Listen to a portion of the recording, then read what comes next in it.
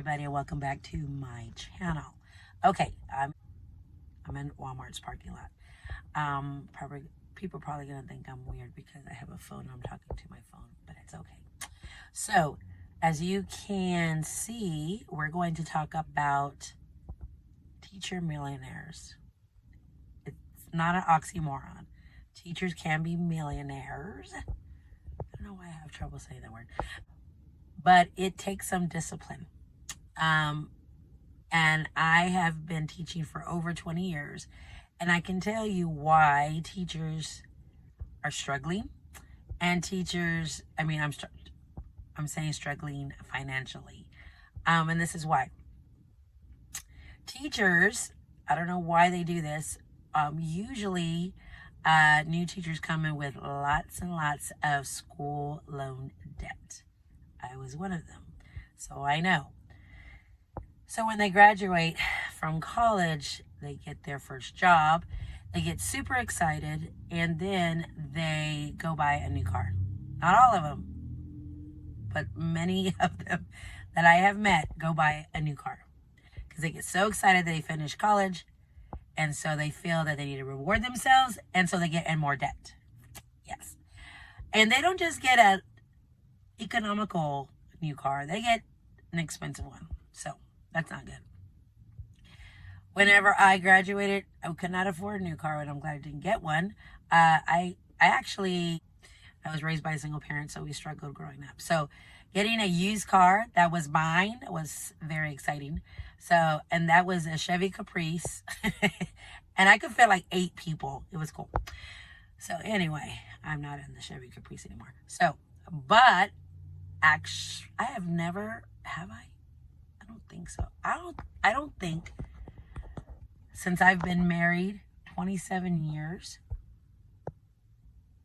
Yeah, I have never had a new car ever. And I'm glad. We buy used, fairly and in good condition, but they're used. So I have a used vehicle right now. I'm in a used vehicle, but it's paid for, so it's mine. So I'm excited about that. So let me go back. So again, new teachers go buy new vehicles, which is a no-no. Because you still have, student loans. So my advice to you is pay your student loans before you get a new vehicle. Okay. Of course, I know you need a reliable vehicle. I get it, but, you make a mistake when you get new. So that's the first mistake. Second mistake is they want new teachers or teachers coming to the profession new. I'm not talking about young teachers, even teachers that have been, nurses or businessmen. They're new to the teaching profession. I am so sleepy. Teaching profession. I think they want to get along with their colleagues, which is fine. Of course, I get along with my colleagues, but whenever, especially professional development days, everybody goes out to eat. And I'm usually the one that stays. And it's fine. I bring my lunch almost every day. There's rare occasions that I go out to eat with them, but I usually bring my lunch. It's cheaper. And it's better. Health-wise for me, it's better. But it is cheaper. And I did have one of my teacher friends say that I'm on the Dave Ramsey diet because I bring my lunch all the time. So bring your lunch to work. Let's see. Number 3 is buy clearance. Don't have to buy retail. Yes, there's some things you can buy, that you should buy retail, like undergarments. I get it. But most of your shopping, go to clearance sections, thrift stores if you can. Use coupons. Do it. Okay.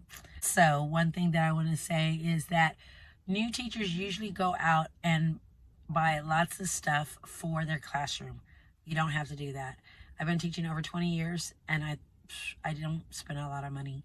I, again, go to Walmart, find clearance items for my classroom, thrift stores, or I have inherited a lot of teacher items from other teachers. I usually go at the beginning of the year and at the end of the year.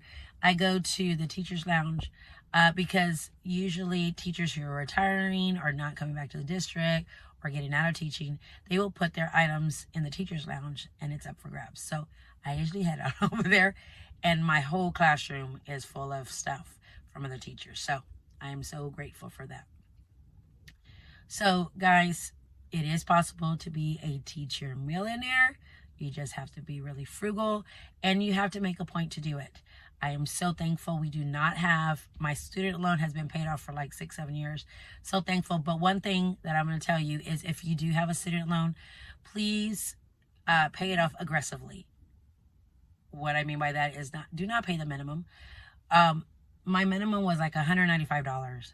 If I were to pay that, if I was still paying $195, I would still be paying until 2035. Yes, that is crazy. They would be making interest off me. No. So my husband and I decided that we were going to pay $500, $1,000 a month if we could, because no, we wanted to get out. So I did pay off my student loan 6 years ago, and I had been paying my student loan for over 20 years, and it was like $29,000. So it took me over 20 years to pay $29,000. So if you have more than that, which I had new teachers come into the profession that had $90,000 of student loans. Super crazy. $90,000. That is bonkers. So if you do have student loan debt, please pay it off. That's why I'm saying not to buy a new car. Pay it off. I even have friends that say they're going to pay student loans for the rest of their lives. No. Why? No, I refuse to do that. I refuse to live paycheck to paycheck. I refuse to say that I'm poor and broke and struggling. No, I refuse to say that. So, yeah, that would be nice to become a teacher millionaire. I wouldn't say I'm a millionaire. I'm maybe a thousandaire. I know that's a word. But it's because I, again, take my lunch. I don't have any car debt. I don't want any car debt, so I do not want to get a new car soon. I don't plan to. I do shop clearance, and I make my, we don't go out to eat as a family. On occasions we do, but I usually eat at home. So you can do it. All right. Have a great day. Bye.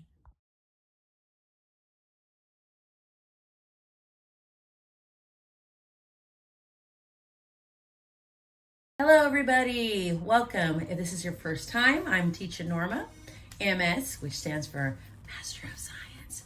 But I'll tell you that at a little time. Why I got a Master of Science. So, and how that came to be. So, what I think about the student forgiveness issue. Okay. So, a little backstory. I am a first generation graduate, high school graduate. Yes. And so no one ever talked to me about college because that was foreign to us. Nobody that I knew in both sides of my family went to college or even graduate high school.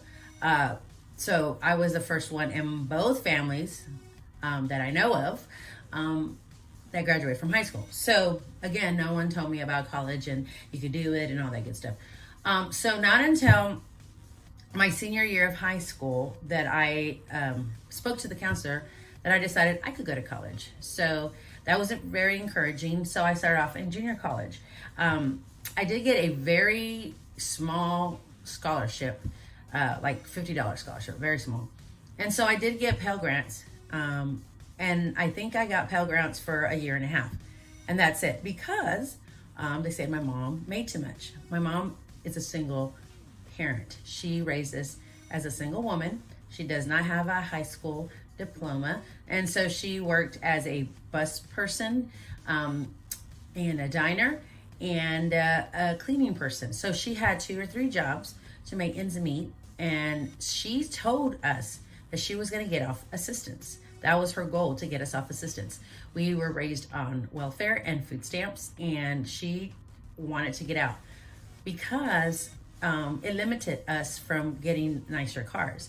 Because in order to get food stamps or welfare, you couldn't go above a certain income level.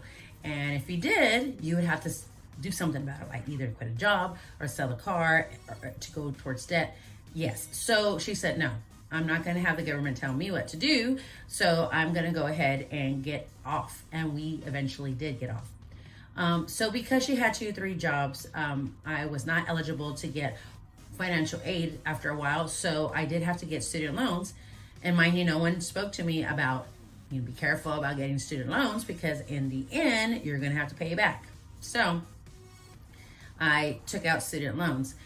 So at the end of my bachelor's career, I guess you could say, I had to pay around $30,000.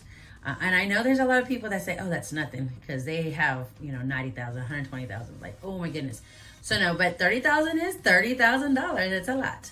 And so when I graduated, of course, I had to pay back, and I had to pay the minimum because we were just starting off, my husband and I, as a small family. So of course I had my babies coming, and so I had to be careful of what I spent.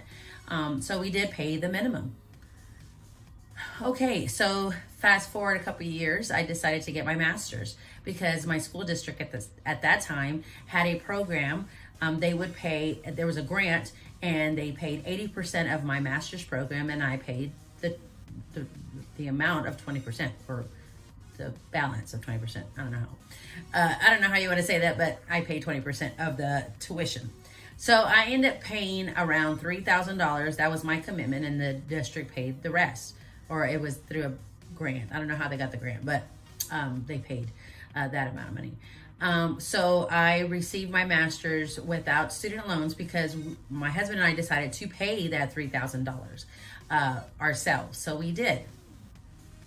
So I still had about $30,000 in debt, and I did pay the minimum. So it took me several years to pay it off. I mean, several. It took me over 20 years. 20. And actually, would still be paying the student loan if I paid the minimum. The last time I paid it, I think I already paid it off. I think it's been like 4 years, maybe 5 years that I paid off my student loan. And if I paid, if I did, if I paid the minimum, still I would be paying right now because my loan date was 2035. 2030, we're in 2023. Yes. So I would still be paying on my student loan. So it'd be like over 30 years that I'd be paying on my student loan if I decided just to pay the minimum. So the last 5 years of paying my student loan, my husband and I decided, like, no, we're going to have to be aggressive about paying this off because I'm not doing this anymore. This is ridiculous. So we end up paying double, sometimes triple the amount that I needed to pay monthly. And so we did that. And so it's been paid off for the last 4 years, maybe going on 5. Very thankful. And I remember the last payment, I was like, oh, it was awesome. It was awesome. It is doable. Believe me, it is doable. But you have to work. You're gonna have to work. You're gonna have to get side work. I did tutoring. I also did summer school. I did what I have to do as far as education wise. I didn't really want to go get another job that had to work nights or weekends because I still had little ones, and I did not want to miss opportunities to be with my children. So if I had some extra work in school that I could do extra side work, like summer school or tutoring, I did it. Okay, I wanted to pay it off. I wanted to be debt free. Am I totally debt free? No, I'm getting there. We're getting there. We have a little bit more, and I want to be totally debt free. So I'm working on that. But I'm very excited that where I'm at today is so amazing. So yes, you're going to work hard. You're going to have to work really hard if you want to get out of student loan debt. But you could do it. And you're talking to a person that came from a low income family, and because of that, I was able to tell my own children not to get student loan debt. Yes, they did not go to a prestigious school, and that's okay. We told them, what do you want to do? Because we wanted to make sure whatever they wanted to do is going to be a moneymaker. be honest with yourself. If you're going to get a degree and there's few jobs in that area, why are you going to spend years and money getting that is not going to be fruitful, right? It doesn't make sense. So I do have one of my sons. I have two. My oldest son, he always liked to be a mechanic, diesel mechanic, and it pays pretty well. So he was able to get certifications that he needed at a community college. And there is nothing wrong with that, because I went to community college before I transferred to a university. And so he was able to finish his certifications, and he owes no money because he was paying and working and going to school at the same time. So he doesn't have any student loan debt. My youngest son will be graduating soon, and actually in a month, and he has no student loan debt. Again, we taught them to be paying as you go. It might take you a little longer, but in the end, you're going to be debt free. So he has no student loans. So it is possible. I'm not going to say it's going to be easy. You might not finish when you want to finish, but you're going to finish debt free. So that's my take on that. So have a great day. Bye.